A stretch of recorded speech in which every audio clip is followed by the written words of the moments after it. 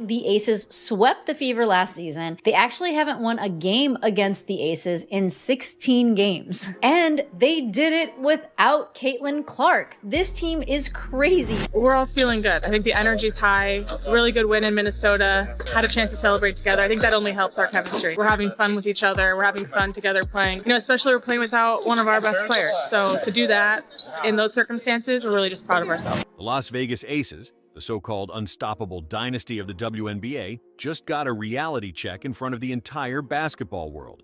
A 27-point beatdown? Check. Aya Wilson getting every friendly whistle possible and still coming up short? Big check. And Chelsea Gray, who some people still claim is better than Caitlin Clark, disappearing when it mattered most? The biggest check of all.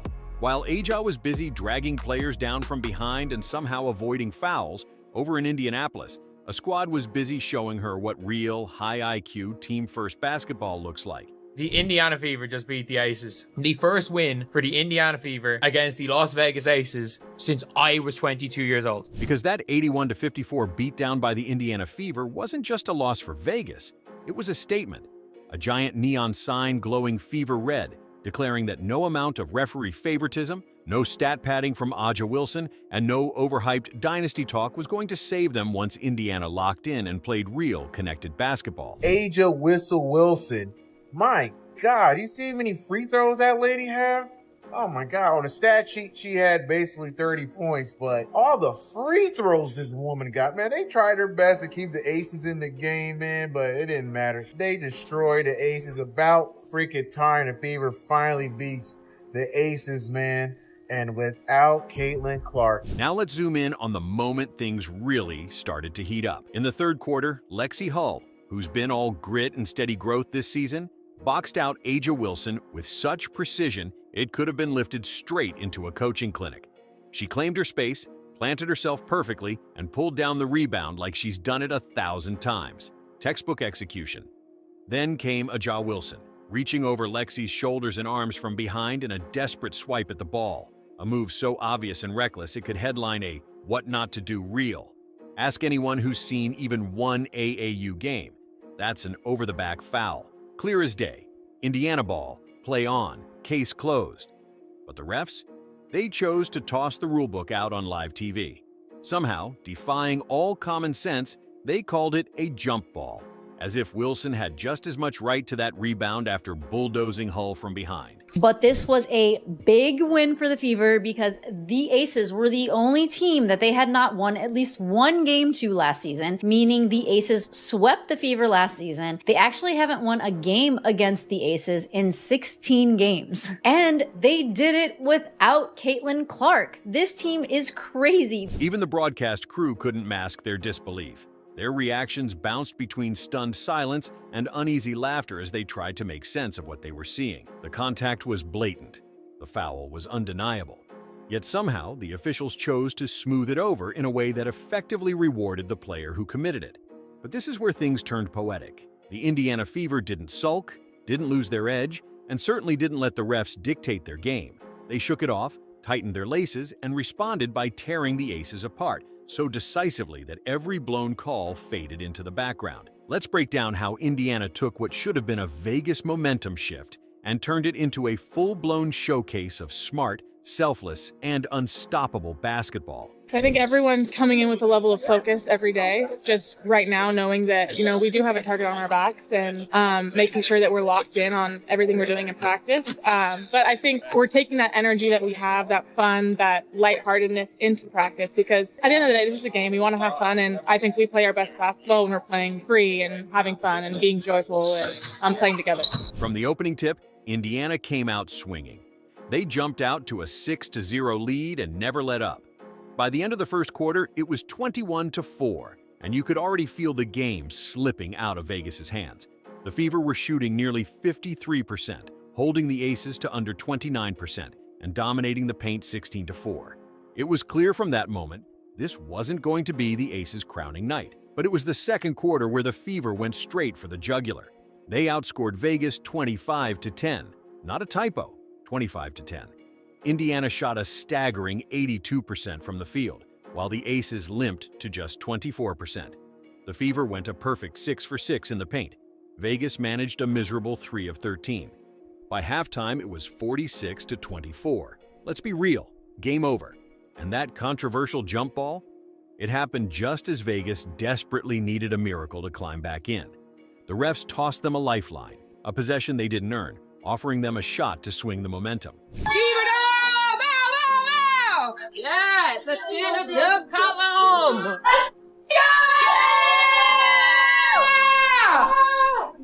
Great job. We held them to 26% from the floor. Nice. For the Fever, it was one of those moments, the kind that makes you think, here we go again. You could feel the quiet frustration settle in. Lexie Hull did everything right, textbook fundamentals, and still got nothing for it. It's the kind of moment that can shake a young team, especially when you're up against a decorated powerhouse like the Aces. For Vegas, that gift from the refs was a desperate gasp of air. Down big and scrambling for any kind of momentum, they were suddenly handed a so-called 50-50 ball that was anything but. And for a brief moment, it felt like, just maybe, the officiating might start tilting in favor of the defending champs. But Indiana wasn't having it. The lead ballooned to 68-47 heading into the fourth, and what followed was nothing short of a humiliation. The Aces put up just 7 points in the entire quarter. That's not professional offense. That's a full-on systems collapse. Even the 81-54 final score feels generous to Vegas. The truth? Indiana dismantled them, piece by piece. And we've got to pause for a moment on A'ja Wilson's so-called big game. Yes, she put up 29 points on 9 of 18 shooting and went 11 for 13 from the line. On paper, that's superstar-level production, until you notice she took almost as many free throws as the entire Indiana team combined. The whistles were so generous, they could have come with a bow on top. And yet, despite all that help from the officials, the player hailed as the best in the world still walked away on the wrong end of a 27-point blowout. A'ja Wilson, she got a favorable whistle in the second half, but it is what it is. Superstars get the whistle. Unless your name is, 29 points for A'ja Wilson, 3 boards, 3 personal fouls, 3 turnovers, 9 for 18 from the field goal, from the field, 11 for 13 from the free throw line. Take a moment and let that sink in. The league's crown jewel dropped a flashy stat line, and it meant absolutely nothing. The rest of the Aces looked completely out of sync. Chelsea Gray was a ghost, and the Indiana Fever played like a team on a mission to burn the dynasty narrative to the ground. Through it all, Caitlin Clark, Lexie Hull, and the Fever weren't just sticking to a game plan. They were rewriting the league's power structure in real time. Lexie Hull didn't let that blown call define her night. She doubled down, crashed the boards with purpose, and made A'ja earn every inch. Meanwhile, Caitlin Clark, the floor general, orchestrated the offense with precision, stretching the defense, sparking fast breaks, and leaving the Aces scrambling. I don't know about frustrations boiling over as more to just like making a point. Caitlin says she got me though, so. One more than that. She just got a bonus. And by bonus, she was meaning the Commissioner's Cup bonus, which was $43,000 per player because the prize pool was $500,000. Apparently, Steph White just was pissed about the officiating. So let's break down the harsh truth for the so-called dynasty in Las Vegas. Outside of A'ja Wilson's 9 for 18 showing, the rest of the Aces combined to shoot a miserable 7 of 43 from the field. That's an embarrassing 16.3% from the entire supporting cast. Not a single other Ace even managed 6 points. Let that sink in. This is a team praised for its so-called unmatched depth, and yet their MVP candidate was left out there playing 1-on-5, while her co-stars disappeared under the weight of the Fever's relentless defense. Like I said, the referees were starting to get on the side of the Aces. They were trying to wheel the Aces back in.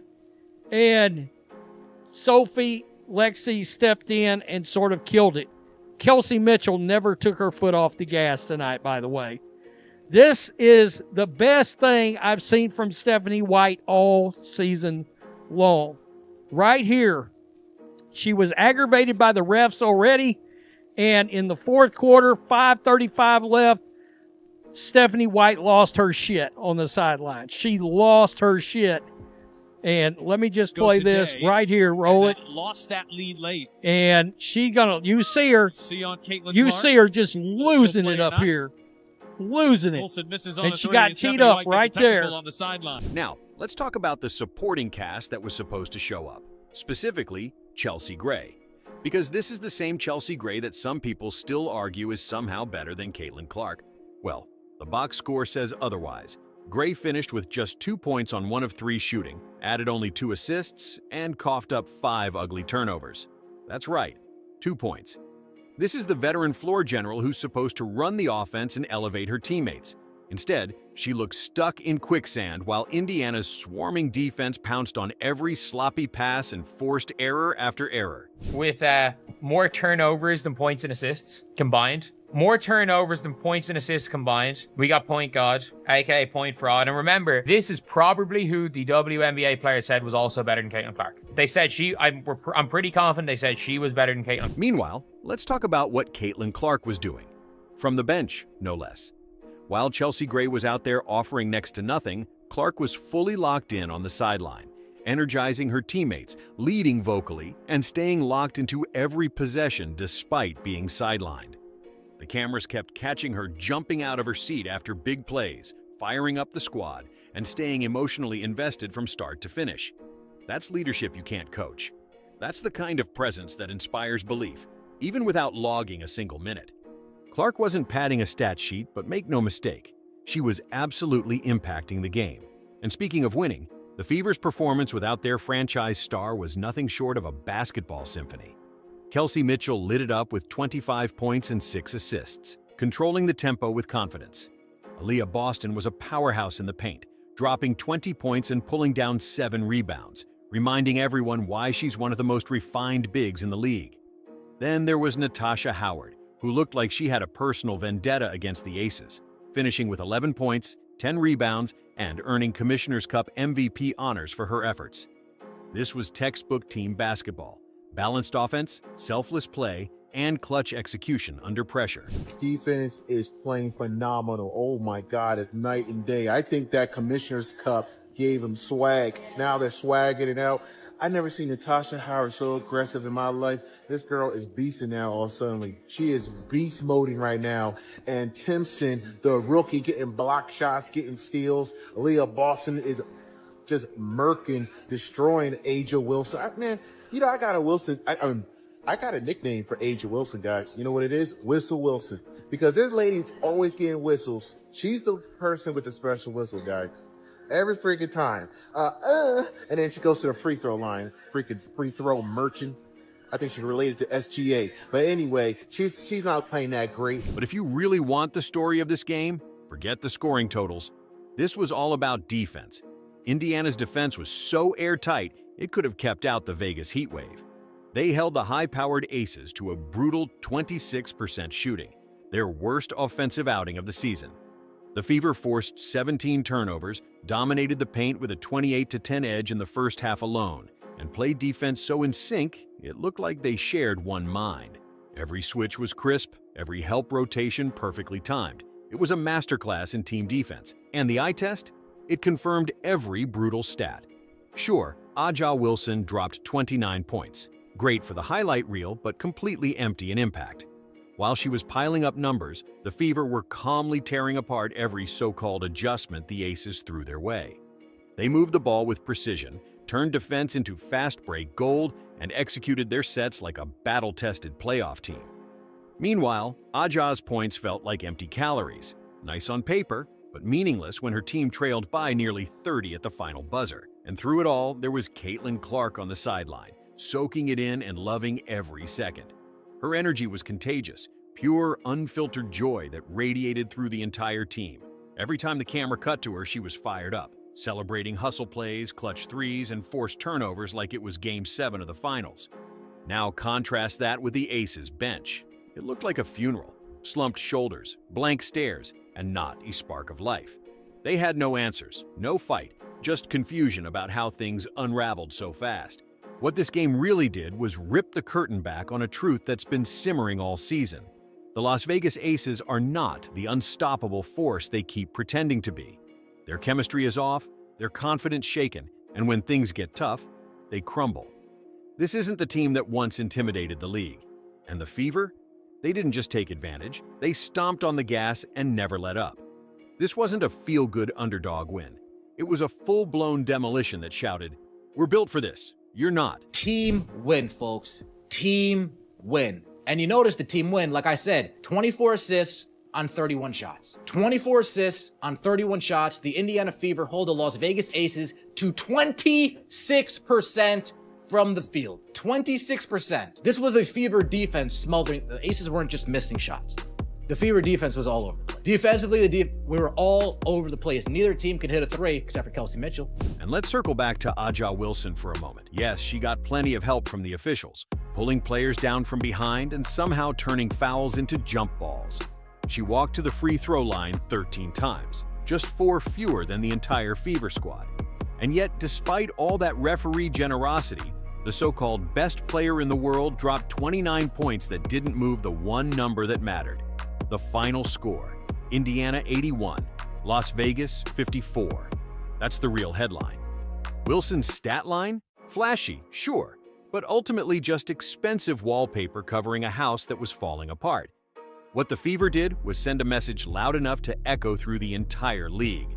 They're not scared of names on jerseys, not impressed by MVP titles, and definitely not backing down from biased whistles or big moments. They've got real chemistry, real toughness, and the kind of belief that championship teams are built on. Meanwhile, the Aces better figure out who they really are, and fast. Because this blowout made one thing crystal clear. They're no longer the standard. They're no longer the inevitable champions everyone's chasing. The Indiana Fever just ripped that narrative away, and did it without Caitlin Clark even stepping on the court. Here's the bottom line for the rest of the WNBA. No amount of highlight reels or referee favors will save you when you face a team playing connected, fearless basketball. The hierarchy has shifted, the Fever have arrived, and they're here to stay. And if they can dismantle the defending champs without Caitlin Clark, just imagine what's coming when she's back out there, draining logo threes and running the floor like only she can.